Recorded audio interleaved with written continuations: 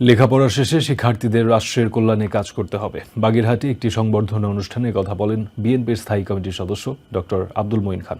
দিনাজপুরে শীত বস্ত্র বিতরণ অনুষ্ঠানে দলের আরেক স্থায়ী কমিটির সদস্য ডক্টর AZM জাহিদ হোসেন জানান, বিএনপি সবসময় জনগণের পাশে আছে।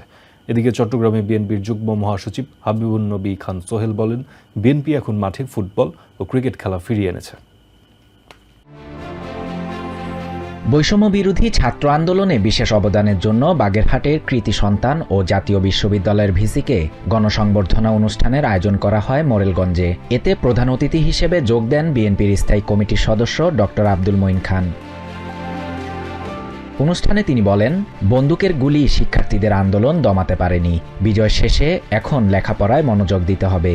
জ্ঞান অর্জনের পর কাজ করতে হবে রাষ্ট্রের কল্যাণে। আমি কঠিন কথা বলছি, আমাকে ক্ষমা করবেন, কিন্তু স্লোগান দিয়ে বিশ্বের সবচেয়ে শক্তিশালী বা একটি সম্মানজনক জাতি হওয়া যায় না।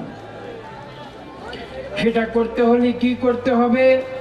আমাদের ছাত্রদের সর্বপ্রথম লেখাপড়া করতে হবে। দিনাজপুরের হাকিমপুর উপজেলা বিএনপির উদ্যোগে হতদরিদ্র হিন্দু, খ্রিস্টান ধর্মাবলম্বী ও মাদ্রাসার এতিম শিক্ষার্থীদের মাঝে শীতবস্ত্র বিতরণ করা হয়। এতে বিএনপির স্থায়ী কমিটির সদস্য ডাক্তার AZM জাহিদ হোসেন বলেন, বিএনপি সবসময় জনগণের পাশে আছে। এদিকে চট্টগ্রামে আরাফাত রহমান কোকো স্মৃতি ফুটবল টুর্নামেন্টের উদ্বোধনকালে বিএনপির যুগ্ম মহাসচিব হাবিবুন্নবী খান সোহেল বলেন, বিএনপি তরুণদের আবারও খেলাধুলার দিকে ফিরিয়ে আনতে কাজ করছে। অন্যদিকে বিএনপির ভারপ্রাপ্ত চেয়ারম্যান তারেক রহমানের বিরুদ্ধে দায়েরকৃত চাঁদাবাজির 4টি মামলা বাতিল করে দেয়া হাইকোর্টের রায়ের বিরুদ্ধে লিভ টু আপিল করেছে রাষ্ট্রপক্ষ। রবিবার আপিল বিভাগের রাষ্ট্রপক্ষের এসব আবেদন শুনানির জন্য কার্যতালিকায় অন্তর্ভুক্ত করা হবে। গত 23 অক্টোবর বিচারপতি AKM আসাদুজ্জামান ও বিচারপতি সৈয়দ এনায়েত হোসেনের দ্বৈত হাইকোর্ট বেঞ্চ তারেক রহমানের বিরুদ্ধে দায়েরকৃত 4টি মামলা বাতিল করে রায় দেয়। শাহরিয়ার শাফাত, TVN 24 নিউজ ডেস্ক।